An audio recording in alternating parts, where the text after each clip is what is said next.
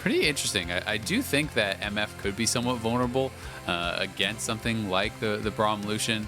Obviously there is the potential for all-ins there, but not if Stunt is going to be playing Exhaust. If he's going that, then I think they're probably just playing more for mid-game and team fights.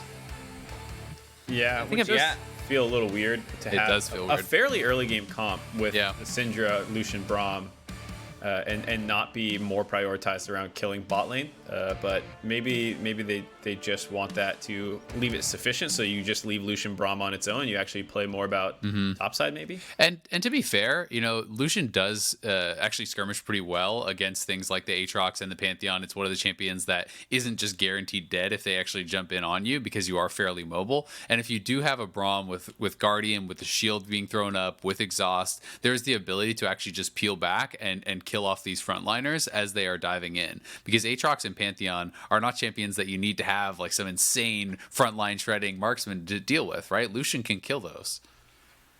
Absolutely. So now that we've seen the compositions locked in, before we head to our competitive integrity break, I just want to get a sense from you guys. We had the discussion about momentum and some of the success of the stars on 100 Thieves in tiebreak situations, the substitution for FlyQuest coming in. But now that we've seen the compositions laid out for each of these squads, where does our confidence lie for who's going to be moving on to face Evil Geniuses for that second place slot?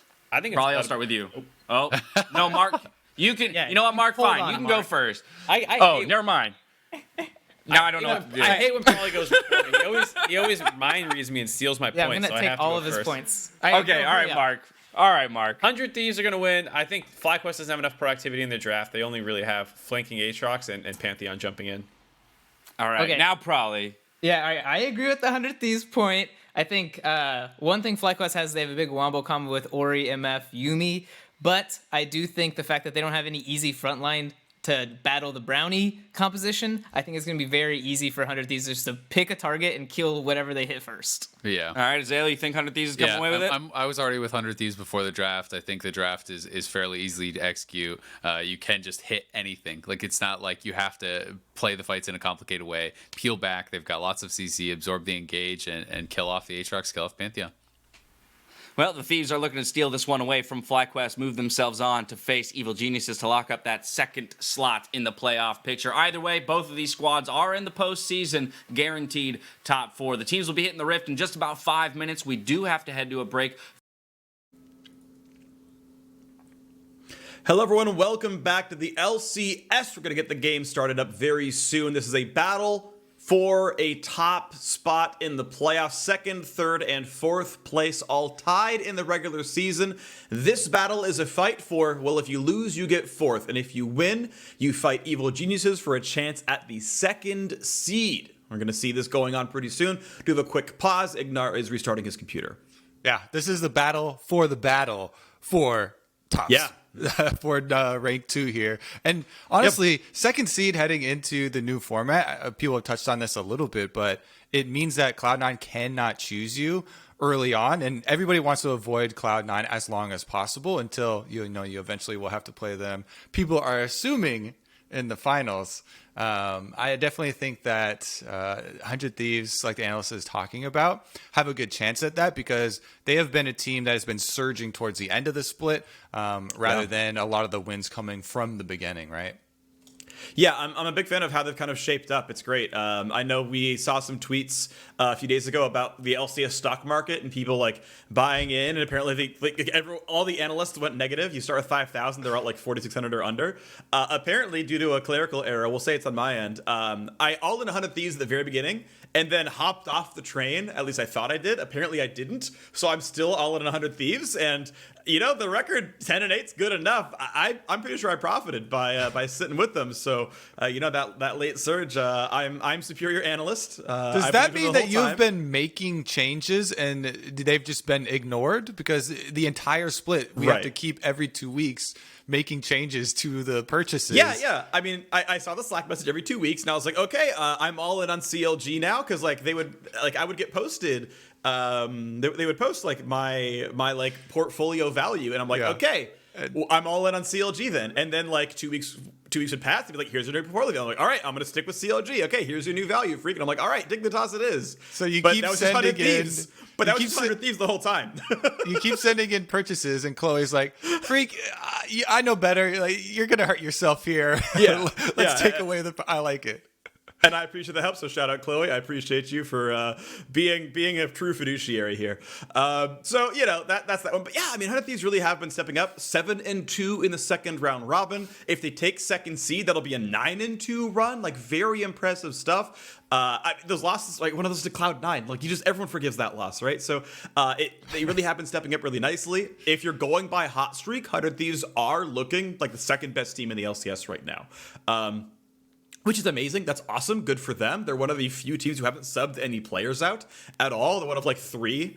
Like Cloud9's like one of the other ones there, and they are looking good. Top lane is a huge focus for them. Ssumday is incredible. FlyQuest have Solo back in, and the one game that Solo has lost was to Ssumday. So this can actually work really well for 100 Thieves here. Yeah. That being said, I think FlyQuest should really not be underestimated. Orianna is one of PowerOfEvil's most iconic champions because of the Gnasher's Tooth build and all the variations that he likes to go for, but he's also extremely experienced and extremely proficient on this champion. He finds a way of getting these shockwaves to win team fights for you, hiding the Orianna ball in places that you would not expect, under other champions or in brush, and he's definitely got the skin to do it as well. I know a lot of people like this Dark Star because it's a little easier to sneak that one around in a chaotic team fight. So I think FlyQuest here, especially with the Pantheon jungle, definitely have some wild cards to pull out. I'm thankful, by the way, that FlyQuest got a way to get a solo picture to us because he wasn't on any roster start of the split. So when all the teams come over for Asset Day, for all the LCS and Academy teams, Solo's picture was just the FlyQuest logo for like the first 2 weeks of him playing. It was true on Saturday as well. True we company got the solo man. picture. I'm happy about that. I don't know how they did it or who pulled the strings, who had to put on the hard work, but I appreciate whoever did the hard work to get us a solo picture. All right, shout outs to the unnamed photographer and editor as and well. Cullen Ernest himself. Yeah. All right, topside starts for both junglers though. And this is the MF Yuumi bottom lane. Analyst S also touched on this. Braum Lucian is a kill lane because Lucian can easily stack up the stun. See if they actually get an example of it here. There you go. But he's still slowed. This is at least flash. This is at least cleanse. He's exhausted. He's trying to run away. I guess it wasn't at least flash. They did just burn the cleanse. That was enough. But it was IgNar also burning exhaust. So that is a trade that you will take as 100 Thieves. Yeah, I mean, for sure, because they didn't have to trade too much for it, right? That's a 1 for 2. Always a good deal in my book. IgNar popping back off. Thought I'd go for a couple trades here with the Yuumi. And that patience there, just sitting in the brush for a little bit longer for 100 Thieves does allow them that small advantage.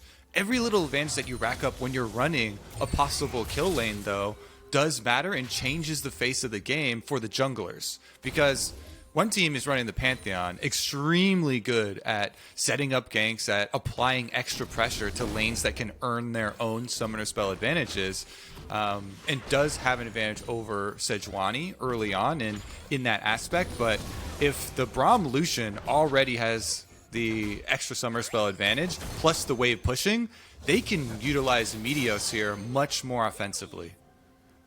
Yeah, that'll be fun to watch for if you can find those attacks right now as the waves being pushed in the bottom side. The mid lane was quickly pushed by Ryoma, but a deep ward down spot and the Raptor camp was gone.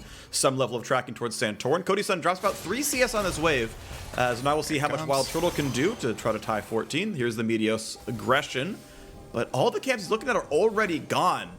So this is time spent only seeing where he isn't and not even knowing for sure where he is until now. What this does do, though, is Meteos is going to get the bottom Scuttle Crab, so they've been able to eliminate half of the map where Santorin is, so you can say, all right, he has to be topside right now. Someday you do need to play more defensively, and he backs off at the exact timing there. You can basically see the communication in action from 100 Thieves. Ooh, nice little stun there by Ryoma. Decent chunk to electrocute down, but he is running a bit low on mana, so we should expect a recall pretty soon from the Syndra. Yeah, you saw the attempt at top scuttle. Ssumday walked down to try to threaten that. Santorin backed off, came back, he's fine again. is up 1 camp right now. So Santorin farming pretty nicely. And last time we saw this matchup, which was just a game ago, it was actually sejuani who was up 2 camps for most of the early games. So Santorin farming very efficiently. It's been one of his strengths, I would say, as a player this year. And we see the first recall up through bot lane. Just a long sword and a refillable potion for Cody Sun. Yeah, I mean, he did a reverse clear. Both of them did, and they're pretty much tied right now. WildTurtle, though, no cleanse this time and takes a beating. Yeah, they're able to walk away at least. Like, they've got the tools to, pop the heal on Yuumi and everything else, but it looks like Turtle's going to be taking a pretty bad recall. Thankful he is doing it in front of a cannon wave, so he'll lose a little bit less CS than otherwise, and MF has high movement speed, so that can help as well. Even buys boots on the recall, but it is still going to be quite a bit of gold lost. Yeah, let's keep tracking. He's running down right now. He's going to lose 1 melee. Topside skirmish is about to pop off, though. I think the sejuani passive with Ssumday gives him enough 2v2 power since they're close enough right now, but getting proxied here. Wow, fighting behind the turret is going to deny more farm as Santorin's got to be careful. Now, Ryoma can't... Oh, just barely has mana for a stun. Just barely enough. Santorin puts on the shield, smites for health, and runs away. He'll stay alive on that one. But Meteos wants in. I believe he took the big chicken and easily can take the rest of that small camp. So a nice camp poached. I really have liked the communication between 100 Thieves, though. Very quick. As soon as they saw Santorin topside, well, Ssumday actually might trade flashes. Doesn't want to go for it. If you can get the flash and even just start your auto, if your opponent is slow at all in their reaction flash, then you still get that kill. But Meteos, you stop this recall. Oh, you don't? Was it worth just throwing a W and then just going backwards, or is it not? I feel like I would have done it, but it's definitely a bit risky because they had lost vision of Santorin. So I don't want to lose too much life under the tower, and Ssumday was already decently low as well. Not sticking around anymore, so Meteos gets off his recall, and Ssumday just goes back to work right where he left off. Alrighty, well, Santorin looking around, trying to figure out something to do. His camps are up. He's going to be spotted by the controller. Doesn't see it himself, so that is information gained on one side and not gained on the other. Attempt number 5 in the bottom lane. Big damage on a turtle. Not quite the stun on the Yuumi. Out they walk. I mean, Cody wants to play aggressive. He's getting his wish here with the Lucian Braum. Oh! Santorin barely gets it in time, I believe. Oh, no, Meteos actually stole it because it turns blue right there at the end, so... Very clearly, Meteos able to get here, and WildTurtle gets pushed off the wave, but they've been CSing quite nicely, even though every time we look over, it's Stunt and Cody Sun, pushing them behind the tower, going for an aggressive trade. It's still WildTurtle able to find the last hits here and not falling behind in CS. Yeah, Cody's been dropping CS once in a while. He's just been putting so much effort towards pushing that he's occasionally dropping some of them. You can see some of them getting dropped now, but has to be respectful. This could be pretty big damage. Either way, though, it will be the Drake picked up, no problem. Meteos doesn't have Smite this time around, but that's going to be just fine. He's totally okay with that one. Grabs the pretty early Ocean Drake. Starts things off nice for 100 Thieves. Gold lead overall, 600 for the blue team. Winning in farm in jungle, top, and mid. And that's going to be a nice attempt to pressure right now. 3v2 down the bottom side. Exasperated back and forth. WildTurtle cleanses it away, but can't get the rest of the damage. Cody Sun will stay alive. With the Vamp Scepter, he'll sustain right back up. And that's still positive for FlyQuest because they get both of Cody Sun's summoners out there. Calculated. Big damage there. No magic mantle, but got the command protect off in time. And yeah, just has to walk away. Royal. Okay, that's nice though. That still stops the recall. Still buys him 10 more seconds. They find that stun, and now Yuumi cannot rejoin for a few more seconds. There's no way out for IgNar, and they make sure the kill goes over to Cody Sun. Beautifully played on that fight. I love those changes, by the way, to Yuumi, where if you hit her with CC, she cannot jump back on an ally for an extended period. Really does feel good when you're able to catch her out, and you see Stunt there. Barely got that auto. Oh my goodness. That's kind of what I was talking about earlier, though, with the autos. If you can connect the auto and it starts, they'll only be able to stop it by flashing out of vision into Fog of War in a brush or something. And man, connects right before IgNar's able to return to WildTurtle on the safety. Feels good to see a Yuumi go down. Finally, it pays off. All that aggressive play, they were dropping CS. They were winning in XP because of the forced recalls, but they weren't winning in gold. Finally, that kill comes through. First blood to Cody Sun. Now fighting the top side. Ssumday Flashes for the big stunts. There's the rest of the squad as Stunt is here. Yeah, they've got it all. Ssumday says, I want Orianna gold. Picks them up, no problem at all. I love the play. Yeah, Solo wants a 1v1. He wants a solo, true to his name, but that's not the reason Ssumday started the fight. He wasn't going for a 1v1. 100 Thieves, once again, their coordination behind communicating where their champions are and the enemies proves to get them another kill here, as Stunt and Meteos are talking about being right on the way, easily able to pick that one up. Yeah, we're watching that fight. Wasn't sure if we're reading his health bar or his name. It was Solo either way, and now with that kill coming through, I'm glad you liked that one. 2,000 gold lead, 100 Thieves pushing in top side. That's a plate, and a Herald ready to be summoned. Fair warning, it's going to be easier for you to get laps out of me because quarantine is making me a little loopy and lowering my standards.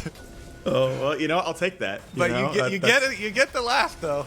Yeah, I mean, I feel like your stats are already low. You live with Travis Gafford, so, you know, we got top being attacked here. Just gotta throw shade at everyone, you know? I'm an equal opportunity flame. That Rift Herald, they did it correctly, right? You pop off a couple plates by hand.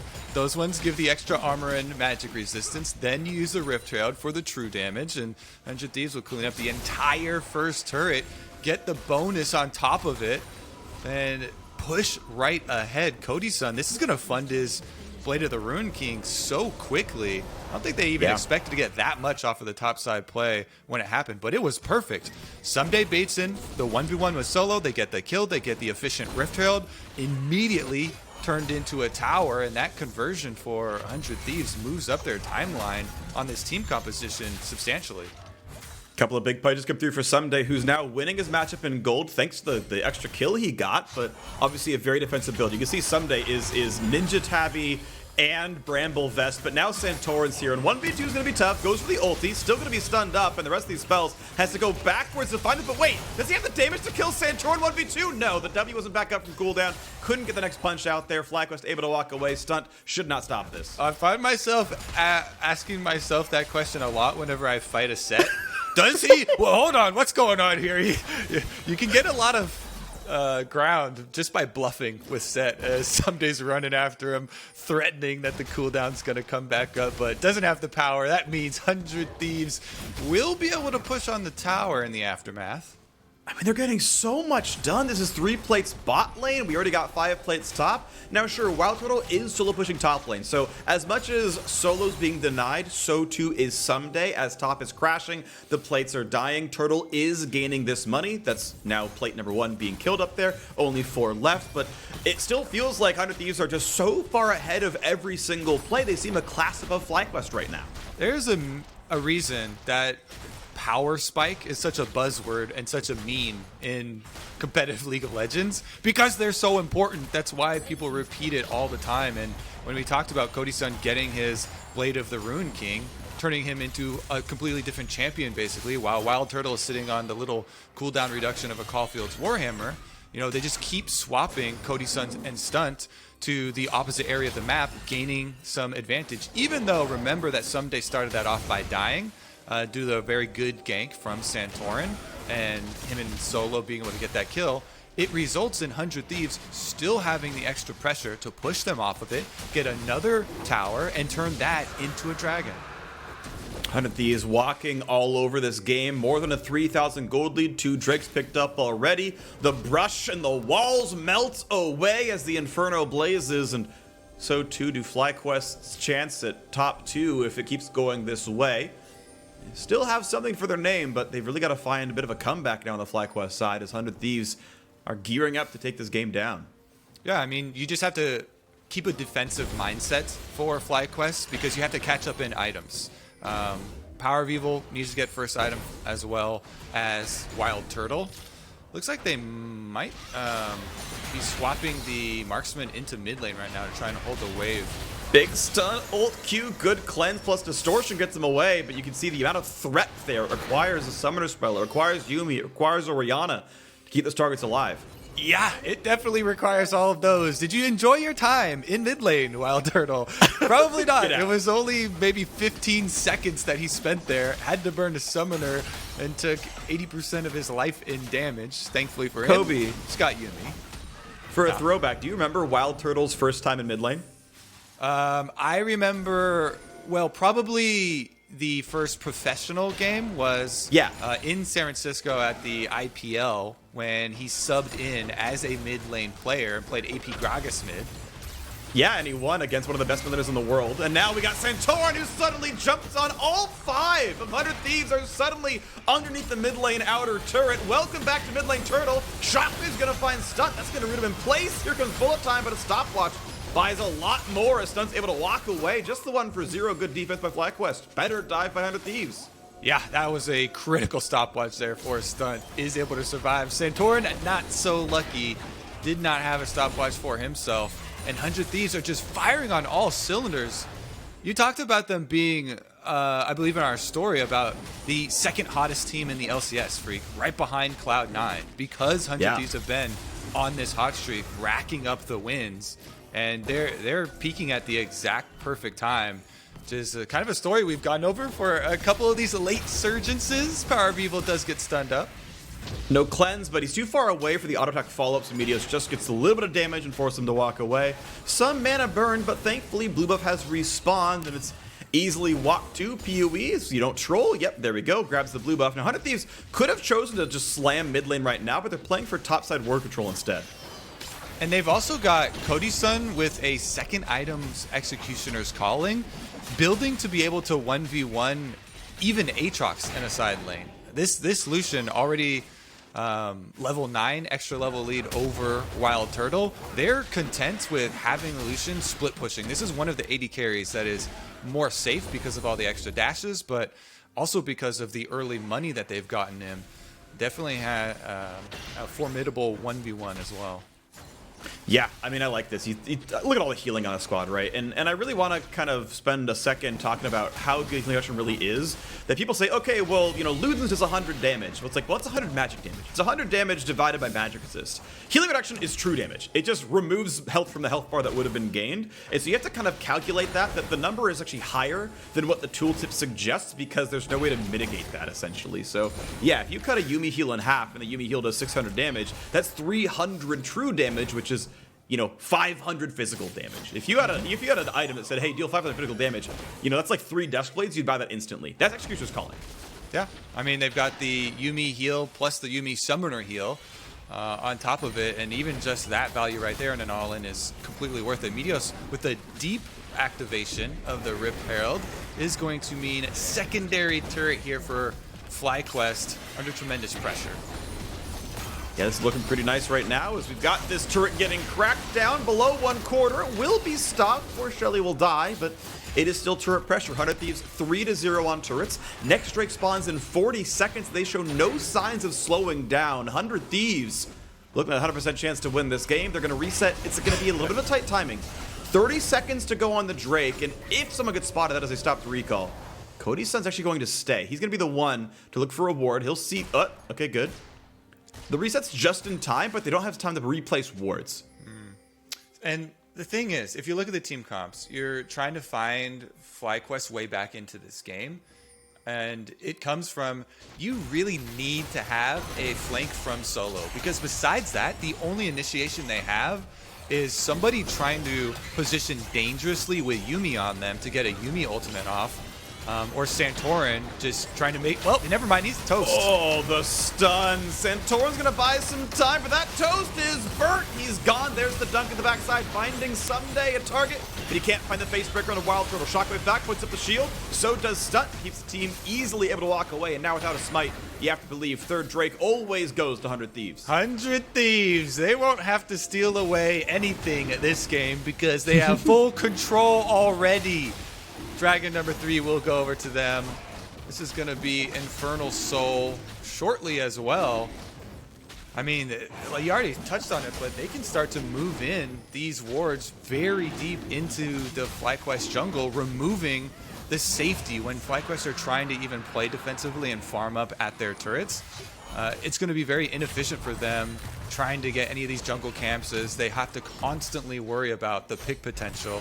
This is Braum, Syndra, and Sejuani, all 3 of which can catch anyone out who's away from any of the extra defenses. And 100 Thieves should be able to line up even an early Baron. Only a minute and change left on the spawn. They could actually pull a bait very quickly. Alrighty, so as the waves gets crushed down, we've got a 5,000 gold difference. 100 Thieves looking now at a 4-minute timer on this Infernal Soul. 23 minutes and change. That would be nice and early on. Turtle gonna stack up his items, but he's still waiting till he can finish that Infinity Edge. You got Cody Sun going towards his BF sword upgrade. He's most of the way to Essence Reaver here. Stack that CDR. Now Ssumday, you can see there's a lot of damage available. He is armor stacking, but much like we saw Soaz do, is going towards that Ruin King. That is the very common build we're seeing out of these physical damage melee champions. Very efficient item and wants it with the dueling power, but that means he has kind of stopped buying health for a time being, and you see the kind of damage that Turtle can deal. Okay, they're already laying the control wards. Look at this. So we mentioned the Baron arriving at 20 minutes.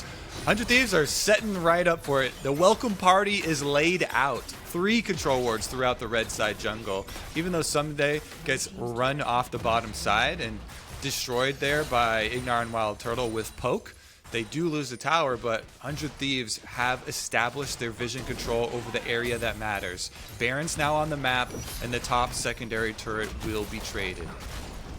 There we go, 4-1 in turrets. The rest of the waves are being held up well enough. Ryoma gonna take the chickens. Has to be a little bit afraid. Santorin and Turtle are right there behind him, but look at that damage! Nearly solo kills him from full HP, barely walks away. Thankfully he has that one extra ruby crystal there. He would have died outright. Yeah, that's the reason he wasn't afraid, Phreak. He was looking for the kill. His eyes getting big there, seeing a jungler 4 levels below him. Tower will go down, and this is going to mean a dangerous path for FlyQuest over to the big objective spawning. Yeah. And honestly, they don't have to risk anything at Baron, even though they established that entire net of wards. With the Infernal coming in 2.5 minutes, I'd say maybe, you put a little bit of pressure over there. Maybe you happen to catch a straggler out, and this time around, Ryoma actually gets a 100% kill. But barring that, you don't have to actually start Baron, because that would be one of the few ways that FlyQuest could get back into it if 100 Thieves group themselves up inside Baron Pit, start taking damage, and find themselves on the receiving end of a shockwave into, Aatrox combo or something. Yeah, PoE got that 3-man shockwave out of the turret. It got the rest of 100 Thieves down to about half HP. If there was a chance to engage there, that was maybe an opportunity, but they didn't get in range, of course, for it. But yeah, the damage definitely is there. PoE is going towards Death Cap's second item, so absolute damage that'll hit frontline pretty well. We'll probably see a Void Staff coming afterwards, and yeah, see if they can maybe find that burst combo. But the gold difference, almost 6,000 now. Meteos can't find the knockup. Will find a bit of a slow. Blue smites in, needs another auto attack, can't find that one. If that Q landed, he maybe gets to burn something more, but ultimately it's an easy walk away for Solo. Yep, good dodge there, and Solo also burning his ultimate for the extra move speed. He's able to get out, no problem. Ult should be back up. The cooldown's really short, so even though Infernal's only a minute 15 away, he should be fine. Alrighty, minute to go as you're counting down this Drake. This is really what feels like it's going to be the climactic moment. As you're mentioning, there's no need to risk the Baron, and you can see the 100 Thieves really aren't doing that. They're putting the occasional ward down. They've got Cody Sun clearing that vision away, pops the Scryer's Bloom, walks right back out. It's the 50-second timer on Infernal Soul that FlyQuest almost certainly tries to fight over. Santorin, he's on a ward, puts up the shield, he's going to stay alive through this one. This could be an early re-engage. Ryoma pops stopwatch, Stunt in the backline, going to find WildTurtle, and the shield up for Stunt. Going to keep that team alive as well. As we push forward, we find some more damage across. Shockwave going to catch on a 2 towards PoE, goes Ssumday, but he's low on health. He's got to be careful. Oat's going to slam right into the wall. He's getting low on health. The regen ticking up, just barely staying alive. As now Santorin is forced away, gets a quick heal, gets to walk out. This Drake, though, up in 20 seconds. Ssumday looking like he was walking on hot coals there, trying to get off the MF Make It Rain, and he does walk it out. 100 Thieves look like they're coming for that tiebreaker with Evil Geniuses. Ryoma's lining up a stun. Big damage. PoE's days are numbered. He's going to be gone. IgNar absolutely can't get away, and they tried to stab in to find something, but they couldn't get it. Now Santorin gets some damage onto Cody Sun. Turtle is here without an ultimate or a flash. Walks in, finds the slow. This could be a kill. Q auto. He almost even brought the double up onto his teammate. Solo's going to be there. He's going to get that kill picked up. He's running as fast as he can, but they flash to guarantee the stun. His flash is up. Burned to the other side of the blast cone, but doesn't get over the dragon pit, so Solo, he's going to get dropped down pretty early here. Finds some knockup, able to walk away. Now, Ssumday's going to be careful, actually. FlyQuest somehow winning, or at least doing well in a 3v5. Stunt's going to flash W in, going to find Santorin. That's at least a slow. There's the Braum pass is done as well. Santorin getting some damage across, but again, the damage to kill isn't there. Teleport, look at that. Ryoma's on the way. Syndra's coming with a flank. Home guard has timed out. Doesn't last very long at 23 minutes in. Oh, how do you get out, FlyQuest? How do you get out? You can't go back up top lane, and you are 4 versus 3 right now. Solo slow. This should be 3 kills picked up, and there shouldn't be any fatalities. There's the first one. Turtle going to be slowed next up. There's no way out for him. Solo can try to run, but you have to believe he's going to be dropped down now as well. Big chunk down he goes. A double kill in. I'm hoping that you're going out clear to everyone else because you're getting pretty choppy for me. It looks like this game is getting real choppy for FlyQuest, though. Infernal Dragon, Infernal Soul locked in for Honey Thieves. Alrighty, looking at this one. 10-2 in kills. Infernal Soul picked up and an 8,000 gold lead. This is looking just fine. 100 Thieves will get themselves out of 4th place with the win. They will battle EG for 2nd. And that will be the last, or one of those last spots up for grabs here. FlyQuest with a loss would fall down to number 4. End the day. Oh my gosh, Cody Sun gets a solo kill. Not a problem there as well. This is completely easy. Now, I do want to point out, technically speaking, 3rd and 4th seed are almost identical. It is a determination of which team Cloud9 wants to pick across 3rd or 4th seed. That doesn't necessarily change anything. But yeah, otherwise, we're looking around at the chance at 2nd seed. That's how you dodge C9. That's how you kind of guarantee an arguably easier matchup overall first round. Another stun comes across. Goodbye, beautiful shockwave. Just kidding, PoE couldn't get anything. It fell back to him. It was a sombrero. It was the Sejuani that tarted it up. Yeah, just keep pulling off Baron and picking off more kills. Now they've got solo laners that's dead. So even though Yuumi respawns, still a 4v5. And actually worse power now for FlyQuest. Maybe they could get some Miracle Steal in. Santorin does have ult, but doesn't look like they're going to have any vision on the timing. They got vision at 4K health, so it would be a real risky Hail Mary to go, and he's doing it! Oh, he's going to go ahead and try 3K health this one, though, so he can burst Santorin. Never into smite range, 2,500 left on that one. This could be an easy re-engage. Easy smite if Meteos wants it, but first they go for the kill into WildTurtle. There's the smite as well. Everything they want is picked up. It's 14-2 in kills with an 11,000 gold lead. 100 Thieves are winning this game. GG right there. You got to give FlyQuest, the benefit of the doubt. They know how deep of a hole that they are in, so they throw the Hail Mary. Like, all right, if we got any shot, it's at a Baron steal. They got vision at 4K health. Timing it a little bit there. Santorin tries to get in, but 100 Thieves do the intelligent call. They pull off of it. Nobody panics. Nobody keeps damaging Baron. They just take down the enemy jungler, collect their kills, collect their Baron prize, and will march on ahead to their match at the end of the day. Yeah, so the 1% chance, right? There's a 1% chance for FlyQuest, and it's a perfect shockwave in a bullet time. Problem is, bullet time is not up from cooldown right now. You have to believe the mid siege will look good. Yeah, I mean, like, realistically, yes, this game is basically always over. You always keep that sliver in the back of your mind that, look, we've seen bigger throws, and it was 2 days ago. Okay, equally sized throws 2 days ago. So maybe there is a chance. Maybe, but it's so very slim. 100 Thieves going to push in. Nice little start there. Gives them the chance to step up. Shockwave on the 2. That could be the opportunity. And that stopwatch burn. Ryoma could be the target, and they're going to maybe try to find the 1. But the health bars are low, and they've got to back off yet again. Imagine if bullet time could hit that team. It's a trade kill already. It's only 4v4. That is gold leads at work, and that is a few seconds of a cooldown at work as well. That looks different with bullet time over the top. But mid inhibitor is cracked. Top lane already has the minion wave as well. Still more than a minute left in the Baron buff. And do they have to disengage really here? Yuumi, of course, is around for a bit of poke. Is around for the sustain. And 100 Thieves will stop after the wave clear with only the mid inhibitor drop. Ssumday puts up the shield, but he's going to be stunned up. This is almost a chance at a kill. Bullet Time just can't quite pick off that carry, but they do drop down Stunt. Now Yuumi lands a shot. Ssumday could be killed here. Santorin's running. Can he find the stun? No, he's going to go for the other kill instead, but he can't kill Cody Sun. Stopwatch comes down, but PoE is here. Ssumday very, very low. Goes for the ult, finds a bit of damage. PoE's going to drop to the dunk, and IgNar can't get out. It was nearly a couple of kills picked up. FlyQuest made him work, but again, the fight goes to 100 Thieves. Yeah, that was definitely an exciting chase there, FlyQuest. Turtle now gonna run away from the teleport. MS has a lot of speed, but you get bonus speed now when you arrive as a TP user. Oof, goodbye. Taken down right there. Solo forced to run back to the fountain. Can't do much else about this one. This is going to be the Nexus turrets falling, the Nexus dropping. FlyQuest will be your 4th seeded team, and 100 Thieves are battling for 2nd. All right, EG will be waiting for them at the end of the day.